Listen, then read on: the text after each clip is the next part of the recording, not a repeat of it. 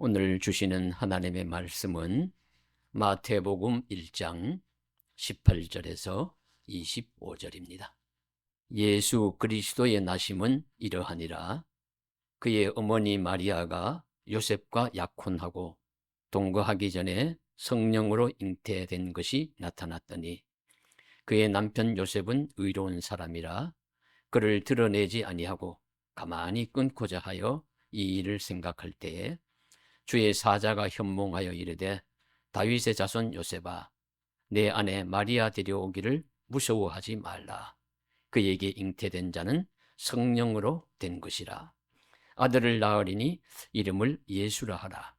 이는 그가 자기 백성을 그들의 죄에서 구원할 자이심이라 하니라. 이 모든 일이 된 것은 주께서 선지자로 하신 말씀을 이루려 하심이니 이르시되 보라 처녀가 잉태하여 아들을 낳을 것이요 그의 이름은 임마누엘이라 하리라 하셨으니 이를 번역한즉 하나님이 우리와 함께 계시다 함이라. 요셉이 잠에서 깨어 일어나 주의 사자의 분부대로 행하여 그의 아내를 데려왔으나 아들을 낳기까지 동침하지 아니하더니 나음의 이름을 예수라 하니라. 아멘. 성탄에 대한 크고 작은 추억은 누구나 가지고 계실 것입니다. 우리 어른들께 여쭤보면은 교회를 안 다니시는 분들도 성탄에는 내가 교회를 간 적이 있다고, 어릴 적에 떡도 주고 상도 주고 그래서 교회를 간 적이 있다고 크리스마스 때는 그렇게 이야기하는 것을 많이 듣습니다. 저도 성탄에 대한 여러 추억이 많이 있지만 저의 추억은 종종 말씀을 드렸으니 오늘은 홍천 도심리교회를 목회하시는 홍동환 목사님의 성탄 추억 한마디를 먼저 전하고자 합니다. 이런 글입니다. 오늘은 성탄 전야입니다. 해마다 이날 저녁에 성탄 축하송 마을 돌기가 있습니다. 문득 어린 시절 성탄절 새벽송이 생각났습니다. 그 옛날 시골 교회 다닐 때 성탄절 새벽송이 왜 그렇게 가슴이 설레고 재미있었는지 모릅니다. 눈 쌓인 시골길을 따라 걸으며 때로는 논두렁 밭두렁도 건넜습니다. 성도님 집 대문 앞에 서서 성탄 노래를 부르면 대문을 열고 나와서 반갑게 맞아 주었습니다. 어떤 집에서는 고구마와 감자를 삶아 놓고 꼭 먹고 가라고 붙잡으면 따뜻한 구들방에 앉아서 맛있게 먹으면서 몸을 녹인 후 가곤 했습니다. 돌아갈 때는 그냥 보내지 않고 떡, 과자, 엿 등을 주셨습니다. 새벽송을 다 돌고 교회로 돌아와서 보따리에 가득 받아온 맛있는 과자를 나눠 먹었습니다. 정작 성탄절 예배 때는 거의 모든 아이가 졸음에 겨워 고개를 꾸벅꾸벅 했습니다. 새벽송을 열심히 돌고 와서 정작 성탄절 예배를 드릴 때는 다 꾸벅꾸벅 졸았다 하는 그런 추억인데, 이번에 고향교회가 어딘지 잘 모르겠습니다만 저의 시골교회 성탄 풍경과 비슷했습니다. 같은 시대를 살아가고 있다는 공감을 느낄 수가 있습니다. 저도 눈 덮인 들판과 우리 백일 전구를 마루에 걸어놓고 잠을 쫓으면서 기다리시던 우리 집사님들의 모습이 눈에 선합니다. 지금은 많이 약해졌지만 왜 성탄이 오면 이웃을 더 사랑하고 성도의 가정을 더 축복하며 사랑과 정을 나눌까요? 그것은 예수님이 이 세상에 오신 것이 하나님의 아들이 세상에 오셨다는 성육신 사건임을 믿기 때문입니다. 그리고 그것을 기념하기 때문입니다. 성육신, 인카네이션이라는 이 사건은 무엇을 말씀하고 있습니까? 실존주의 철학자, 기독교 철학자인 키에르케고르는 한 왕이 시골 처녀를 사랑하여 그 자신이 왕의 자리를 버리고 처녀처럼 낮아져서 사랑을 이루었다는 이야기를 통해서 그리스도의 성육신을 설명하고 있습니다. 한 왕이 시골 처녀를 보고 사랑에 빠졌습니다. 처녀는 왕가의 혈통도 아니고 교육도 많이 받지 않았고 누추한 모습으로 살아가고 있는 전형적인 시골 소녀였습니다. 그러나 마치 아가서의 솔로몬이 술람미 여인을 사랑하듯 이 왕도 그 시골 소녀를 사랑하게 되었습니다. 그래서 그녀를 아내로 맡고 싶은데 어떻게 하면 좋을지를 우리 신하들에게 물었습니다. 어떤 신하는 무엇이 그렇게 어렵겠느냐, 명령해서 왕비로 삼으면 되지 않느냐고 건의를 했습니다. 그러나 왕은 그러한 강요를 통해서 사랑을 얻고 싶지 않다고 말합니다. 다른 신하는 바로 결정하지 말고 먼저 처녀에게 지위를 내리고 선물을 보내고 좋은 공주의 옷을 입히고 보석으로 치장을 시키고 교육을 한 다음 왕비로 삼으라고 건의했습니다. 그러나 그것도 너무 인위적인 것이라고 왕은 내키지 않아 했습니다. 그래서 왕은 고심 끝에 자신이 낮아지기로 했습니다. 그가 잠시 왕의 지위를 포기하고 시골 사람, 누추한 서민이 되어서 시골 처녀와 눈높이를 맞추었습니다. 비슷한 옷을 입고 유사한 음식을 먹으면서 시골 사람이 되어 처녀와 같은 삶을 살면서 그녀의 사랑을 얻기로 했다는 이야기입니다. 이것이 바로 성육신의 의미라고 설명합니다. 성육신이란 거룩하신 하늘의 하나님이 낮고 천한 세상에 사람의 모양을 입고 오셨다는 말입니다. 이를 요한은 말씀이 육신이 되어 우리 가운데 거하시매 라고 말씀이 육신이 되었다고 그렇게 표현을 하셨고요. 마태는 그것을 예수님 탄생이라는 실제적인 사건으로 일어났음을 증거하고 있습니다. 그 이야기가 바로 마리아가 요셉과 약혼한 상태에서 아기를 가졌는데 마리아는 남자를 아직 모르는 상태인데 이 아기를 가졌는데 어떻게 아기를 가졌느냐? 바로 성령 잉태했다. 그것이 바로 인카네이션의 의미입니다. 하나님이 세상에 사람의 몸을 빌려서 자기의 아들을 세상에 보내신 이 사건을 성육신 사건이고, 그러니까 이 요셉은, 남편인 요셉은 믿을 수가 없어요. 받아들일 수가 없어요. 그래서 오늘 말씀해 보시면 조용히 끊으려고 했다. 그랬는데 천사가 나타나서 이것은 성육신 사건이다. 하늘의 하나님이 성령으로 잉태하게 하신 유일한 사건이다 라는 것을 전하니까 이 요셉이 순종하고 받아들였다는 이야기입니다.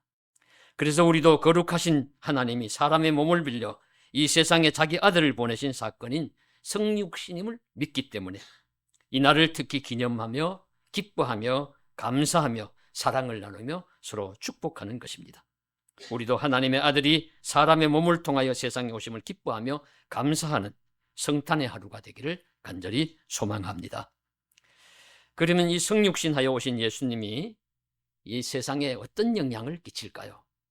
하나님의 아들이 무엇을 하시려고 이 세상에 오셨을까요? 그 대답은 그 이름 속에 숨어 있습니다. 즉 천사가 태어날 아기의 이름을 오늘 두 가지를 가르쳐 주시고 있습니다. 이렇게 부르라는 거죠. 태어날 아기의 이름을 하나는 예수라 하라. 또 다른 하나는 임마누엘이라 하리라. 그러면 과연 예수, 임마누엘이란 이름의 뜻이 무엇이겠습니까?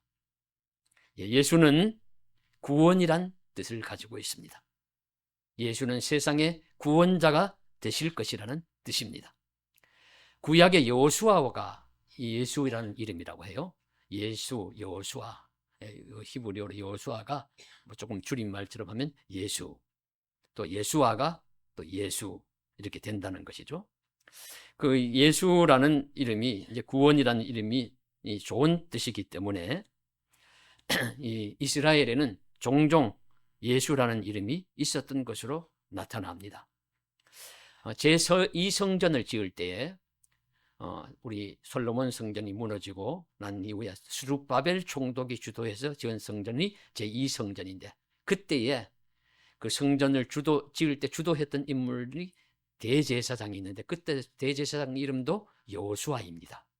예수라는 이름이었어요. 우리 구약 성경에 보시면 예수아라는 이름도 종종 나옵니다. 예수와 비슷한 의미 이름입니다. 신약 성경에 보면 흉악한 강도인 바라바도 예수 바라바였습니다. 이름이 구원자이기 때문에 아마 그 아들을 낳고 이름을 예수라고 지어줬고, 그리고 디도 유수도라고 하는 우리 골로새서 4장 11절에 유수도라고 하는 예수도 있습니다. 그래서 예수라는 이름이 또 우리 성경 외에도 일반 역사책을 보아도 종종 나옵니다. 예수라는 이름이 좋기 때문에 많은 당시의 유대 사람들이 예수라는 이름을 사용을 했습니다. 그런데 차원이 다릅니다. 이들은 모두 아담의 후손으로서 구원받을 자인 예수라는 한 사람의 이름입니다. 사람으로서, 인간으로서 구원받을 자라는 뜻입니다. 그러나 나사렛 예수, 요셉과 마리아의 아들로 마리아의 몸을 빌려서 오신 예수는 유일하신 하나님의 아들, 구원하실 분입니다. 구원의 통로가 되실 분입니다. 다른 모든 예수와는 차원이 다른, 존재가 다른 예수 말씀하시고 있습니다. 그 갈릴리 나사렛에서 자라나신 예수는 오직 한 분이시요 세상 모든 역사를 통틀어 유일하신 분입니다. 그가 행할 핵심 내용이, 사명이 자기 백성을 죄에서 구원할 자다. 오늘 천사가 21절에 말씀하신 대로입니다. 이는 그가 자기 백성을 그들의 죄에서 구원할 자이십니다. 죄에서 구원하실 예수, 바로 그 한 분, 유일하신 분이 하나님의 아들로서 예수이십니다. 하나님의 아들 예수는 사람을 억압이나 질병이나 빈곤에서 해방시키는 구원자이시기도 합니다. 억압으로부터 구원하시고 질병으로부터 구원하시고 빈곤으로부터 해방시키십니다. 그러나 그보다 가장 중요한 것, 잊지 말아야 할 것이 죄에서 구원입니다. 죄에서 구원, 죄로부터의 구원입니다. 억압에서 해방시키고 질병을 치료하고 빈곤을 극복하는 것도 좋은 일이지만 그보다 더 가장 중요한 것은 하나는 죄에서 인간을 구원하시는 예수, 오직 예수 한 분이십니다. 이것이 우리 믿음의 중심 내용이 되어야 합니다. 예수님 생애의 절정인 십자가인 것도 십자가가 죄로부터의 구원받은 사명을 이루는 핵심 증거이기 때문입니다. 예수님의 오심도 섬김을 받으려 하심이 아니라 섬기려 하고 도리어 자기 목숨을 많은 사람의 대속물로, 죄를 사하는 속죄의 제물로 드리셨다라고 주기 위해서 오셨다고 마가복음 10장 45절에 말씀하십니다. 죄 문제의 해결자가 예수님입니다. 그러므로 우리는 다른 무엇보다도 예수님을 통하여 죄에서 구원을 받아야 합니다. 이것이 믿음의 핵심입니다. 불가타라는 라틴어 성경이 있는데요. 이 불가타라는 성경이 얼마나 유명하냐 하면 중세 천년을 이 성경만 사용했대요. 본래 성경이, 구약 성경은 히브리어로 되어 있고 신약 성경은 헬라어로 되어 있고, 그러다가 주전한 이 3세기에 70인역이라고 해서 그 유대인 학자 70여 명을 그 알렉산드리아로 모아가지고 이 구약 성경을 번역을 시켜가지고 그 septuagin트 70인역이라고 해서 헬라어 성경으로 번역한 것이 나왔습니다만은, 어떻든지 본래의 구약 성경은 히브리어고 그리고 아람어가 조금 섞여 있고, 그리고 신약 성경은 헬라어입니다. 그런데 이 성경을 중세를, 이제 로마의 언어가 라틴어지요. 그 중세를 지배하던 그 시대에 로마의 라틴어로 번역을 한 사람의 이름이 제롬입니다. 제롬은 얼마나 언어에 뛰어난지 이 신구약 히브리어 헬라어 성경을 라틴어로 번역을 해서 그 권위 있는 성경이 중세 천년여 동안 많은 우리 사제들이나 그리고 수도원, 수도사들이 그저 읽고 기록하고 하던 그런 성경입니다. 그렇게 이런 유명한 성경을 번역한 이 제롬이 성탄절을 당했을 때 주님께 최고의 선물을 드리기를 원했다고 해요. 그래서 내가 최고의 선물을 드리면 무엇을 드릴까? 보면서 내가 이렇게 참 애쓰고 번역한 이 라틴어 성경인 불가타 성경을 드려야지. 이걸 드리면 하나님이, 주님이 기뻐하실 거야 하면서 그 성경을 선물로 드렸어요. 그런데 주님이 받지 않으시더랍니다. 노. 그게 안 받으면 내가 가장 최선을 다해서 힘쓴 미덕과 선행을 드려야지 하면서 이것을라도 받으십시오. 그래도 주님이 받지 않으시더래요. 고민에 빠졌어요. 내가 한 것을 무엇을 드려도 다 받지 않으니까 이거 어떻게 하면 좋으냐. 그래서 크게 실망하고 있을 때 우리 주님이 찾아오셔서 말씀하십니다. 사랑하는 아들 제로마, 내가 네게 원하는 선물은 네가 번역한 성경도 아니고 내 선행도 아니다. 나는 네 죄를 원한다. 내 죄를 바쳐라. 내 죄를 진심으로 고백하면 내가 기꺼이 용서해 주겠다. 그리고 내가 바치는 선물도 그 후에 받겠다. 그리고 내가 너를 위하여 준비한 선물도 내게 주겠다. 라는 이야기가 있습니다. 이 이야기는 우리가 주님께 바칠 최고의 선물이 무엇이냐? 내 죄를 하나님께 드리는 거예요. 그 하나님께 내 죄를 바치는 겁니다. 맡기는 것입니다. 그러면 주님은 선물로 큰 은혜를 내려서 죄를 용서해 주셔서 나를 구원받은 자로 만들어 주십니다. 이것이 주님이 주시고자 하시는 최고의 선물이라는 거예요.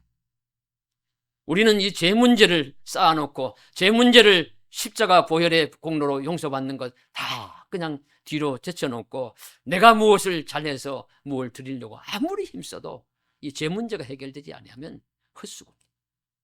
말짱 헛수고예요. 죄 문제를 주님 앞에 먼저 해결해야 합니다. 주님은 죄 문제를 주님 앞에 맡기기를 원하십니다. 놀랄 만한 업적도 아니고 선행도 아닙니다. 우리 가운데 있는 죄를 아직도 진정으로 회개하지 않는 죄를 바치기를 원합니다. 주님은 우리의 죄짐을 벗겨주시기 위해서 십자가의 주님으로 구원자 예수님으로 오셨기 때문입니다. 그러므로 우리는 죄의 사슬을 깨뜨리고 우리 죄의 짐을 벗겨주시기 위해서 오신 주님을 잘 믿음으로써 구원과 평화를 선물로 주시기 위한 주님을 잘 믿음으로써 구원의 백성에 이르줄 수 있기를 간절히 소망합니다. 하나님은 우리가 어떤 다른 선물 드리는 것보다 우리 죄를 고백하고 회개하여 제사함 받기를 원하십니다. 그래서 이 가장 중심 내용을 우리가 잊지 않고 기억하는 것이 오신 성탄을 기뻐하며 감사하며 맞아드리는 우리 성도의 귀한 자세인 줄로 믿습니다. 그러므로 무엇보다도 예수 믿음으로 말미암아 죄에서 구원받는 은혜가 나타나기를 간절히 소망합니다. 둘째로 천사가 전하여 준 이름은 임마누엘입니다. 임마누, 함께 하시다. 하나님이 나와 함께 하시다 라는 뜻입니다. 우리와 함께 하신다는 뜻입니다. 이 이름이 가지는 효력은 예수님이 우리를 구원만 하시고 내버려 두시는 것이 아니라 우리가 어디를 가든지 무엇을 하든지 항상 함께 하신다는 것에 의미가 있습니다. 함께 하심은 보호, 성장, 인도함 등의 뜻이 있습니다. 하나님은 우리와 함께 하심은 성경의 주요한 핵심 메시지입니다. 왜 하나님이 우리와 함께 하셔야 될까요? 우리가 걷는 인생길은 외롭고 두렵고 위험합니다. 이 사실을 우리 창세기의 야곱의 길을 보면 잘 알 수 있죠. 야곱이 형 에서가 죽이려고 하니까 위기를 당하여서 고향 집을 떠나서 외삼촌의 집으로 갑니다. 상상을 해보시죠. 우리는 그저 쉽게 내 주를 가까이 하게 하면 십자가 짐 같은 고생이나 이 찬송 부를 때 야곱이 잠 깨어 돌베개 베고서 잠 깨어 가다가 잠이 깨어 돌베개 건 것을 기념했다 하는 찬송은 쉽게 부르지만 이 정말로 그 당시 지금부터 수천 년 전에 홀로 약대 같은 건 하나 끌고 데리고 갔을지 모르죠. 짐을 싣고 그렇게 가다가 인가도 없는 곳에서 돌베개를 베고 돌베개를 하고 잠을 잤다? 얼마나 불편하고 얼마나 외롭고 얼마나 위험하겠습니까? 그런 조바심 속에서 잠이 들었는데 밤에 꿈을 꾸지요. 사닥다리가 나타나서 땅에서 하늘로 이어져 있고 저 위에 보니까 하나님의 사자들이 오르락 내리락 하고 있습니다. 그런 은혜의 꿈을 꿉니다. 그러면서 하나님이 그에게 임재하셔서 축복과 약속의 말씀을 하시는데 그 핵심적인 내용이 내가 너를 떠나지 아니하리라. 내가 너를 고향 땅으로 무사히 잘 돌아오게 하리라. 내가 너를 떠나지 아니하고 너와 함께 하리라는 임마누엘의 약속이었습니다. 이것을 알고 잠을 깬 후에 깨달은 야곱이 하는 말이 무엇입니까? 여호와께서 여기 계시거늘 내가 알지 못하였도다. 즉 외롭고 고단하고 두려움 많은 여행길에 하나님이 함께하고 계신다는 위로와 확신이었습니다. 임마누엘을 자각한 것입니다. 이것은 믿음의 인물들의 공통적인 신앙 내용입니다. 믿음의 조상인 에녹과 노아의 특징도 하나님과 동행이었습니다. 그들은 하나님과 동행하더니 임마누엘 하나님과 함께하더니 라는 뜻입니다.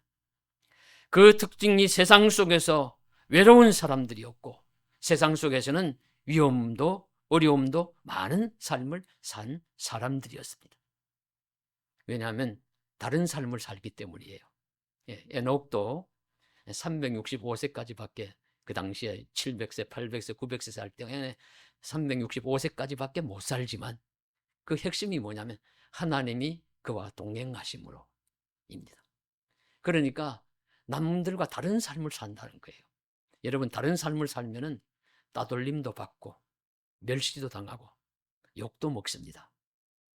그런 삶을 살았지만은 에녹은 하나님과 동행함으로 하나님이 그를 데려가시니 세상에 다시 있지 아니하더라. 세상을 오래 살고 또 적게 사는 것이 중요한 것이 아니라 하나님과 동행하는 삶, 하나님 임마누엘 하나님과 함께하는 삶이 중요하다는 것을 가르쳐 주십니다. 노아도 마찬가지입니다. 노아도 당대의 의인이요 하나님이 노아를 기뻐하시는 자였는데 이 노아도 마찬가지로 외로운 삶이었습니다. 왜? 다른 삶을 살기 때문에. 다른 삶을 살기 때문에 외로운 삶.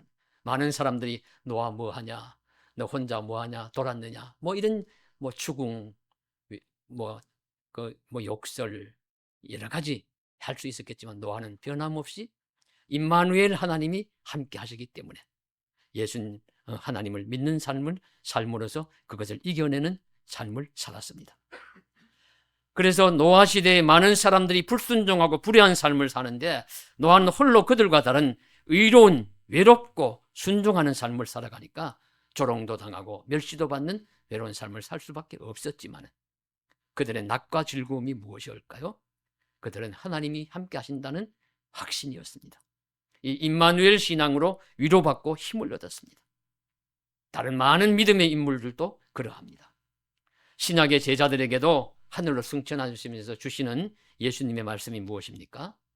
마태복음을 끝맺는 말씀으로 볼지어다 내가 세상 끝날까지 너희와 항상 함께 있으리라. 임마누엘 약속입니다. 역시 신약의 제자들도 외롭고 위험하고 고단한 삶을 살기 때문입니다. 박해받으며 살아가야 할 환경이겠죠. 그러니까 박해받고 외로운 삶을 살아가는 사람에게는 무엇이 중심에 있어야 되느냐? 하나님은 나와 함께 하신다. 내가 어디를 가든지 무엇을 하든지 하나님은 날 떠나지 않으신다. 이거 우리 꼭 붙들고 살아야 될 중요한 내용입니다. 그래서 이 임마누엘 하나님이 함께 하심으로 외롭고 고단한 인생길에서 저와 여러분께서도 위로받고 힘을 얻고 용기를 내실 수 있기를 간절히 기원합니다. 희대의 소망이라는 책을 쓴 의학 박사 이희대 의사 박사의 이야기인데요. 그분은 30여 년을 암 전문으로 일해왔는데 자기가 암에 걸렸어요. 그래서 2003년 1월에 대장암 2기로 수술을 받았습니다. 그리고 6개월 후에 간과 뼈로 전이가 되어서 4기 암투병 생활을 2007년까지 5년째 이어갑니다. 그동안에 10번이나 암은 재발을 했고 그러다가 암이 소강 상태를 보이자 자기가 섬기는 교회에 목사님을 찾아갔어요. 그러니까 목사님이 그를 보고는 아이고, 이 박사 다 이겼구만, 다 나았는데 뭘 하더랍니다. 그러니까 그 순간 세상이 환해지는 느낌을 받았다고 해요. 그래 목사님은 이어서 이런 하나의 교훈을, 신앙적인 교훈을 이야기를 해줍니다. 이 박사, 번지점프 알지요? 인생은 믿음의 줄을 잡고 번지점프하는 것과 같아요. 그 믿음이란 줄을 잡고 그 믿음이란 줄이 몸에 매여 있으면 살고 그 줄을 놓거나 끊어지면 죽습니다. 번지점프할 때 사람들이 허공으로 몸을 날릴 수 있는 것은 자신을 붙잡고 있는 줄이 있기 때문입니다. 그러므로 이 박사님도 하나님이란 믿음의 줄을 놓지 마시고 믿음의 줄이 이어져 있다는 것을 잊지 마세요. 이렇게 권면하시더랍니다. 그래서 그가 깨달은 길을 당시 5년째 이어지는 죽음과 두려움, 어둠과 공포 속에서 버틸 수 있고 이길 수 있었음은 하나님이 나를 버리지 않으려 하신다는 믿음, 하나님과 나와 생명의 줄이 이어져 있다는 믿음, 그 믿음의 밧줄을 놓지 않았기 때문이라고 고백을 하고 있습니다. 분명한 것은 하나님은 우리에게 줄을 내미십니다. 문제는 우리가 줄을 붙잡느냐, 그 줄을 우리의 몸에 메고 살아가느냐일 것입니다. 이 줄을 붙잡고 사는 건, 아니 그 줄이 내 몸에 매여 있다는 진실을 우리도 잊지 말아야 합니다. 이것이 임마누엘 신앙입니다. 번지점프하는 사람이 줄을 메고 뛰는 것처럼 줄이 달려있다. 그게 임마누엘입니다. 하나님이 구원자 예수를 통해서 그 줄을 우리에게 메어주셨습니다. 그래서 그 메어주신 그 첫 번째 단추가 성탄입니다. 그 사실을 우리가 기억하면서 믿음의 밧줄이 내 몸에 매여 있음을 확신하면서 찬송하고 감사하며 임마누엘 신앙으로 살아가는 저와 여러분 되시기를 주님의 이름으로 간절히 축복합니다. 기도드리겠습니다. 사랑하는 하나님, 성육신 하신 사건, 요셉은 받아들일 수 없었습니다. 그때 천사가 나타나서 성령 잉태라는 진실을 가르쳐 주셨습니다. 요셉은 믿고 순종하며 받아들임으로써 육신의 아버지로서 이름을 남길 수가 있었습니다. 사랑하는 하나님, 이름을 또 태어날 아기 하나님의 아들의 이름을 예수 임마누엘이라고 가르쳐 주셨습니다. 우리를 죄에서 구원할 자요, 또 어디를 가든지 무엇을 하든지 하나님이 늘 우리와 함께 하신다는 약속이셨습니다. 이 예수 임마누엘이 오늘 우리들에게도 늘 함께 하셔서 우리를 지배해 주십시오. 우리를 사랑해 주십시오. 우리를 붙잡아 주십시오. 우리를 지켜 주십시오. 어디 가서 무엇을 하든지 주님 돌보아 주십시오. 임마누엘 예수님을 믿고 의지함으로 살아가는 저희 삶이 되기를 간절히 원합니다. 이루어 주실 줄 믿사옵고 주 예수님 이름 받들어 감사하며 기도드리옵나이다. 아멘.